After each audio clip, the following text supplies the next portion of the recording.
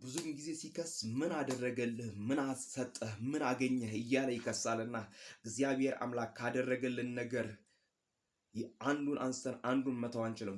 ብዙ ነገር ስለሆነ ነካክተነው በዚች በትንሿ አይምሮ ነካክተን አንችልም። ምክንያቱም እግዚአብሔር አምላክ ህይወትን ሰጥቶናል፣ ጤንነትን ሰጥቶናል፣ ሰላምን ሰጥቶናል። ምክንያቱም የኛ ቤት የተጠበቀ የሰላም የእረፍት የደስታ ምክንያቱም ሌላው ሲነዋወጥ እኛ አልተነዋወጥንም፣ ሌላው ሲረበሽ አልተረበሽንም፣ ሌላው ሲታመም አልታመምም፣ ሌላው ሲፈራ አልፈራንም። ምክንያቱም የተደገፍነው ልዑል ላይ ስለሆነ የተደገፍነው የዘላለም አምላክ ስለሆነ ምክንያቱም መኖሪያ የዘላለም አምላክ ናቸው ይልና መጽሐፍ ቅዱስ የዘላለም ክንዶ ከአንተ በታች ናቸው ይላል።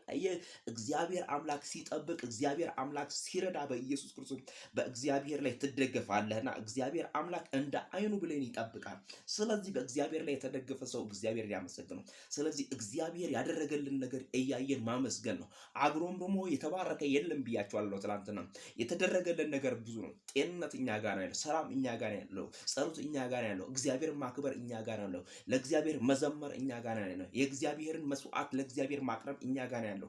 ምክንያቱም እግዚአብሔር አምላክ አንደበታችን ላይ ይሄንን ሲያደርግ ከኛ ከልጆቹ አንደበት ምስጋናን ፈልጓል። ከሚጠቡት ከታናናሾች አንደበት ላይ ምስጋናን ለራሱ የሚያዘጋጅ የአብርሃም የይስሐቅ የያዕቆብ አምላክ በዚህን ሰዓት አንቅቶን ድካማችንን አስወግዶ እግዚአብሔር አምላክ በፊቱ አድርጓል። ስለዚህ ምን አደረገልህ አይባልም። ነፍሱን የሰጠ አምላክ ለሌላ አይታማም። ስሙ ለዘላለም ይባረክ። መዳን በሌላ በማንም የለም። እንድንበት ዘንድ ከሰማይ በታች የተሰጠን ስም ኢየሱስ ነው። ኢየሱስ ጌታ ነው። ሃሌሉያ።